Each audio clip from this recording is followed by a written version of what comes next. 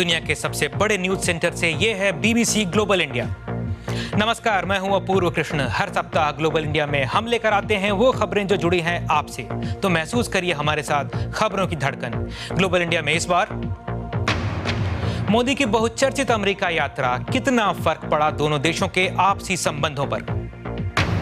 Hong Kong की सड़कों पर उमड़े लोकतंत्र समर्थक, बीजिंग की कम्युनिस्ट सरकार के लिए बड़ी चुनौती। ग्लोबल इंडिया में इनके अलावा आप देखेंगे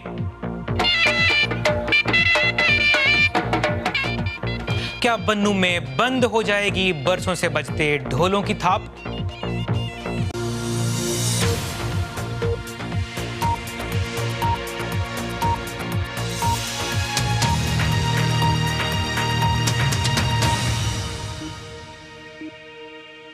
स्वागत है आप सबका ग्लोबल इंडिया की ताजा कड़ी में। अमेरिका से लौटकर भारतीय प्रधानमंत्री नरेंद्र मोदी ने गांधी जयंती के दिन स्वच्छ भारत अभियान का ऐलान किया, जिसकी खूब चर्चा हो रही है। पर इससे पहले मोदी के अमेरिका दौरे की जैसी चर्चा हुई, उससे लगा कि यह भी जैसे एक अभियान ही था। 5 दिन के दौरे में मोदी का शानदार स्वागत, राष्ट्रपति ओबामा से 2-2 बार मिलना, अमेरिकी नेताओं और बड़ी कंपनियों के अधिकारियों से मुलाकात, सब सुर्खियां बने। लौटने से पहले मोदी ने कहा, थैंक यू अमेरिका, मेरी यात्रा बहुत सफल रही। मोदी के अमेरिका अभियान के एक लेखे जोखे के साथ वॉशिंगटन से ब्रजेश उपाध्याय। ठंडे पड़े रिश्तों में जान डालने का ये कुछ अलग सा अंदाज था। एक उम्मीदों से भरे भारत की तस्वीर खींचने की एक अलग सी कोशिश थी। खासियत ये थी कि इसके सूत्रधार थे नरेंद्र मोदी, जिन्हें लगभग 10 बरस तक यहाँ आने की भी इजाजत नहीं थी। राष्ट्रपति ओबामा के लिए प्रधानमंत्री मोदी का तोहफा था गांधी की गीता और डॉक्टर मार्टिन लूथर किंग के भारत में दिए भाषण की रिकॉर्डिंग। भारत और अमेरिका के साझा मूल्यों के जरिए एक केमिस्ट्री बिठाने की कोशिश। और जब प्रोटोकॉल तोड़कर ओबामा मोदी को डॉक्टर किंग का स्मारक दिखाने ले गए तो लगा कि शायद सुर मिलने लगे हैं। व्हाइट हाउस में मध्य पूर्व से लेकर इबोला तक की बात हुई, लेकिन सबसे ज्यादा अहमियत मिली अर्थव्यवस्था को। हमने ज्यादातर वक्त अर्थव्यवस्था पर बात करते हुए बिताया। हम सहमत हैं कि दोनों देशों का एक अहम प्राथमिक लक्ष्य शिक्षा और रोजगार की ट्रेनिंग से जुड़े हालात सुधारना है, ताकि हमारे युवा वैश्विक बाजार में प्रतिस्पर्धा कर सकें। WTO में व्यापार के मतभेद हों, परमाणु संधि की रुकावटें हों या फिर भारतीय कंपनियों के लिए वीजा की शिकायतें हों, मोदी ने सभी पेचीदे मामले उठाए। मैंने प्रेसिडेंट ओबामा से आग्रह किया है कि वह ऐसे कदम उठाएं जिससे भारत की सर्विस कंपनियां यूएस की मार्केट को आसानी से एक्सेस कर सकें। देखा जाए तो आपसी रिश्तों की जो रुकावटें हैं वो अभी भी वही हैं। रातों रात उनके सुलझने की उम्मीद भी नहीं थी, लेकिन एक शुरुआत होती हुई नजर आई है। अमेरिका के लिए काफी हद तक अजनबी कहे जाने वाले मोदी के लिए कांग्रेस और ओबामा प्रशासन में एक गर्मजोशी नजर आई है। विश्लेषकों का कहना है कि मोदी ने भारत को लेकर अनमने हो रहे अमेरिका में एक नई उम्मीद जरूर जगा दी है, लेकिन उन्हें पूरा करने के लिए वो क्या करते हैं उस पर बहुतों की नजर रहेगी। Brajesh Upadhyay, BBC, Washington. Make in India, प्रधानमंत्री मोदी के अमेरिका अभियान में फिर यह नारा सुनाई दिया जो सबसे पहले सुनाई दिया था लाल किले से उनके पहले भाषण में। अमेरिका अभियान पर जाने से ऐन पहले उन्होंने दिल्ली में मेक इन इंडिया अभियान की शुरुआत भी कर डाली। नारे की सोच बड़ी सीधी है कि दुनिया भर के उद्यमी कारोबारी भारत आएं और भारत में ही सामान बनाएं। अब हो सकता है कि मेक इन इंडिया अभियान को लेकर बाहर के नए निवेशक विचार कर रहे हों, पर जो उद्यमी पहले से ही ऐसा कर रहे हैं उनका अनुभव क्या है, जानने की कोशिश की योगिता लिमय ने। मुंबई के नजदीक अजय मोदी का छोटा सा कारखाना है जहां कार और ट्रैक्टर के पुर्जे बनते हैं। मई 2013 में उन्होंने बीबीसी को बताया था कि भारत और दुनिया में हालात की वजह से उनके कारोबार पर खराब असर पड़ रहा था। पिछले साल से मांग में बहुत ज्यादा कमी आई है। भारत सरकार की नीति और वैश्विक आर्थिक मंदी की वजह से हमारा कारोबार 50% कम हो गया है।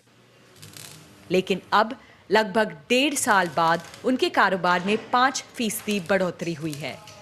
हालांकि ये बढ़ोतरी बहुत ज्यादा नहीं है और अब भी कई चुनौतियां हैं, लेकिन अजय मोदी को उम्मीद है कि नई सरकार कुछ अच्छे काम करेगी, भले ही उसमें कुछ समय लगे। हम तुरंत किसी चमत्कार की उम्मीद नहीं कर रहे हैं। हमें उन्हें कम से कम 1.5 साल तो देना ही चाहिए। इसीलिए अगले साल मई 2015 या अक्टूबर तक हम देखना चाहेंगे कि सरकार हमारे फायदे के लिए कुछ कदम उठा रही है या नहीं? अजय मोदी की उम्मीद की एक वजह ये अभियान है। प्रधानमंत्री मोदी ने दुनिया भर की कंपनियों को भारत आने और यहाँ निर्माण करने का न्योता दिया है। हिंदुस्तान की कंपनियां भी मल्टीनेशनल बने। इस अभियान के लॉन्च पर देश के कई बड़े उद्योगपति के अलावा बड़े और छोटे बहुत से उद्यमी मौजूद थे और नरेंद्र मोदी सभी को खुश करने की कोशिश कर रहे थे। लेकिन ये कारोबारी सरकार से असल में चाहते क्या हैं? भारत में किसी भी रसीद को उठा लीजिए, आपको उसमें कई तरह के टैक्स मिलेंगे। अगर आप किसी फैक्ट्री के मालिक हैं, तो आपको दर्जनों और टैक्स देने होते हैं। अलग अलग तरह के भुगतान करना काफी जटिल प्रक्रिया है। कारखाने चलाने के लिए जमीन, पानी और बिजली जैसी बुनियादी जरूरतों की कमी, ये कुछ और मुश्किलें हैं जिनका सामना उत्पादकों को करना पड़ता है। इसके अलावा सरकारी विभागों से मंजूरी मिलने में कई बार सालों का समय लग जाता है। वही विदेशी निवेशकों के लिए बदलती नीतियों और कानूनों के कारण होने वाली अनिश्चितता और नुकसान भी निवेश करने से रोकने की वजह रही है। मुझे लगता है विदेशी निवेशक चाहेंगे कि भारत में कारोबार करने को और सरल बनाना इस मेक इन इंडिया अभियान का फोकस हो, और इसके लिए हमें उस अविश्वास को खत्म करना होगा जो पिछले 3 साल में पैदा हुआ है, जहां लोगों को लगता है कि भारत में कुछ भी ठीक से नहीं होता। भारत में ज्यादा से ज्यादा लोगों को संपन्न बनाने के लिए जरूरत है और नौकरियों की और तेजी से बढ़ रही अर्थव्यवस्था की, और सरकार का ये हासिल करने का एक तरीका है मेक इन इंडिया अभियान। सरकार मानती है कि ये न सिर्फ उद्योगों बल्कि आम लोगों के लिए भी एक बड़ा मौका है। युग दलमय, BBC, मुंबई। ग्लोबल इंडिया में आगे, इस्लामिक स्टेट के कब्जे में औरतों का होता शोषण।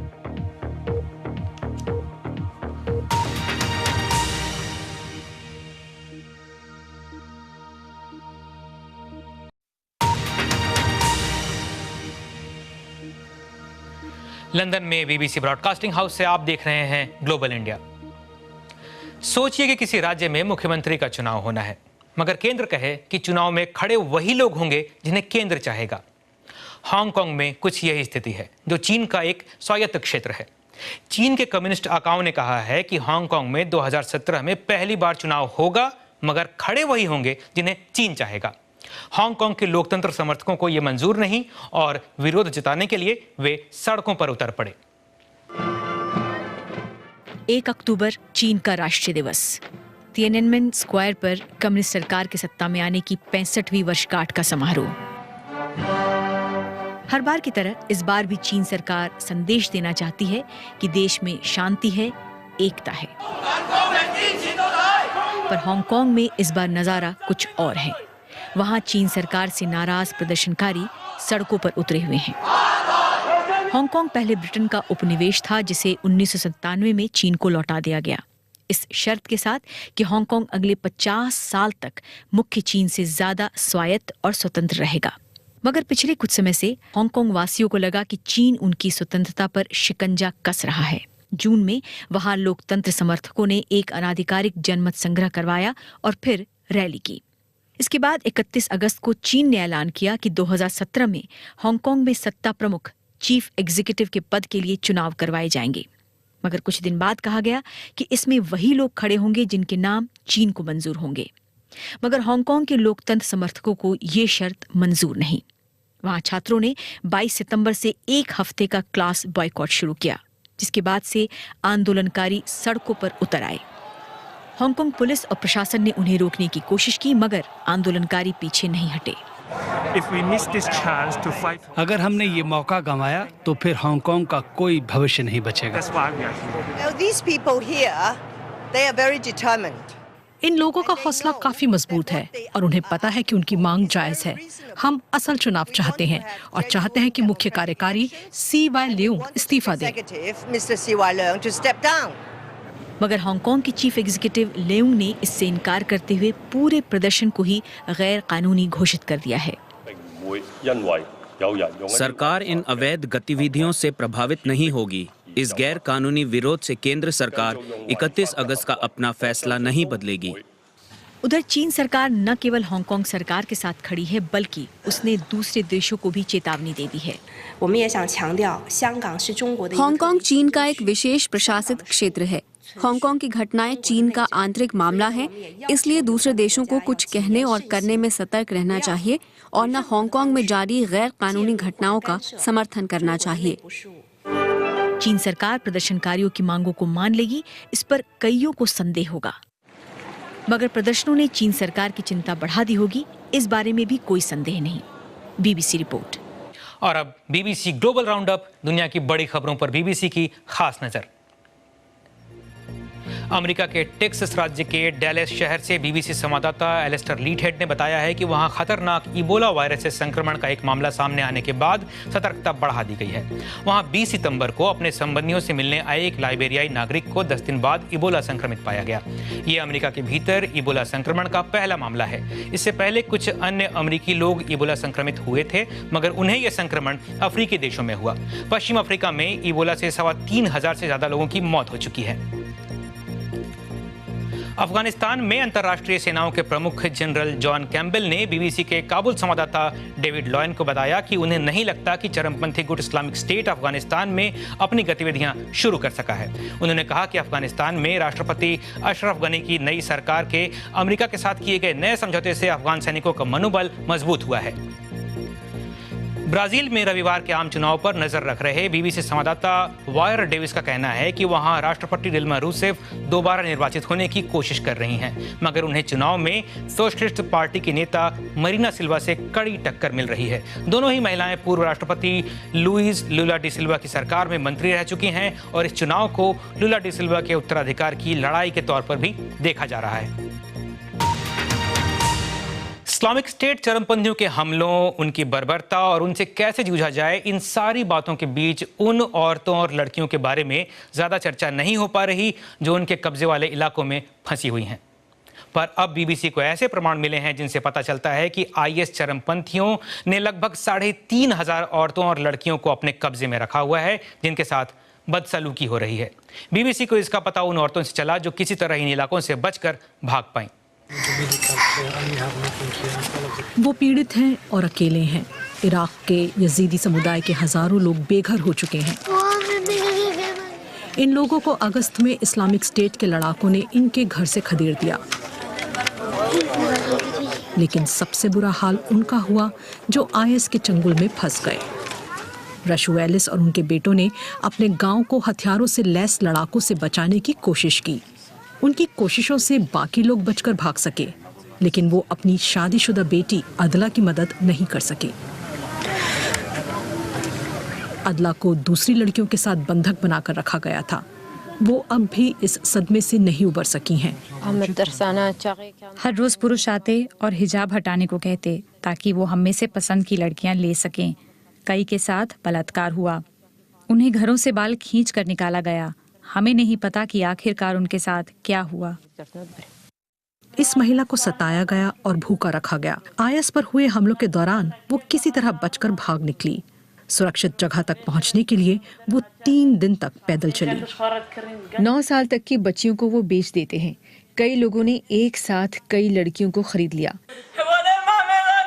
ये सब इस युवती की रिश्तेदार की बर्दाश्त से बाहर है। उनकी 2 और बेटियां लापता हैं। वो हमारी सारी बच्चियों को ले गए। दुनिया को हमारी मदद करनी चाहिए। इन बच्चियों के परिवारों की चिंता है कि अगर उन्हें जल्दी ही नहीं ढूंढा गया तो शायद वो अपनी लाडलियों को कभी नहीं देख पाएंगे।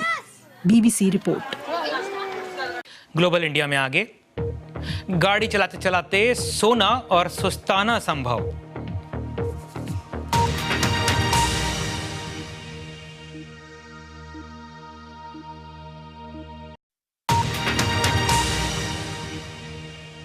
आप देख रहे हैं ग्लोबल इंडिया। इस हफ्ते दुनिया भर से लाखों मुसलमान पवित्र हज यात्रा के लिए सऊदी अरब में जमा हो रहे हैं। इनमें 1.25 लाख से ज्यादा भारतीय हज यात्री भी शामिल हैं। सऊदी सरकार को इस बार हज में एक घातक वायरस से बचने का खास ध्यान रखना पड़ रहा है। मिडल ईस्ट रेस्पिरेटरी सिंड्रोम या मर्स नाम के वायरस से सऊदी अरब में पिछले 2 साल में 300 से अधिक लोगों की मौत हो चुकी है। समझा जाता है कि यह वायरस ऊंटों से फैलता है। बीबीसी ने सऊदी अरब के जेद्दा शहर में मर्स और पिछले सालों में इसके फैलने की वजहों का जायजा लिया। क्या ये ऊंट मर्स वायरस के फैलने के लिए जिम्मेदार है? कई वैज्ञानिकों को आशंका है कि इंसानों में मर्स के फैलाव के लिए ऊंट जिम्मेदार हैं, लेकिन इस बारे में अब भी ठीक नहीं पता कि ये वायरस जानवरों से इंसानों में कैसे आता है। ये वायरस जानवरों को तो नुकसान नहीं पहुंचाता, लेकिन इंसानों में इसकी वजह से निमोनिया होता है और गुर्दे खराब हो जाते हैं। इससे संक्रमित होने वाले 1/3 लोगों की मौत हो चुकी है। अब सैकड़ों कर्मचारियों को संक्रमण पर काबू पाने के लिए प्रशिक्षित किया गया है। मर्स के मरीजों की संख्या में भी गिरावट आई है। कभी सैकड़ों लोग मर्स से प्रभावित थे और अब इसके इक्का-दुक्का मामले ही सामने आते हैं। लेकिन अब भी मर्स के बारे में ज्यादा जानकारी नहीं है। सऊदी सरकार ने लोगों से कहा है कि वे ऊँटों की देखभाल करते हुए जरूरी उपाय करें, खास तौर पर तब जब ऊँट बीमार हों। हालांकि जेद्दा के बाहरी इलाके के इस बाजार में इस पर कोई ध्यान नहीं देता दिखता। ऊँटनी के दूध में मर्स वायरस हो सकता है, लेकिन लोग इसे खुलेआम बेच और पी रहे हैं। मैं इस वायरस के बारे में नहीं जानता। ऐसा वायरस यहाँ नहीं आया। 17 साल से मैं ऊँटनी का कच्चा दूध पी रहा हूँ और तंदुरुस्त हूँ। सऊदी सरकार लोगों को भरोसा दिलाने की कोशिश कर रही है। मर्स सऊदी अरब के लिए चिंता का विषय नहीं है। हम पूरी कोशिश करेंगे कि सभी मेहमानों और हज करने वाले लोगों के लिए हज यात्रा सुरक्षित हो।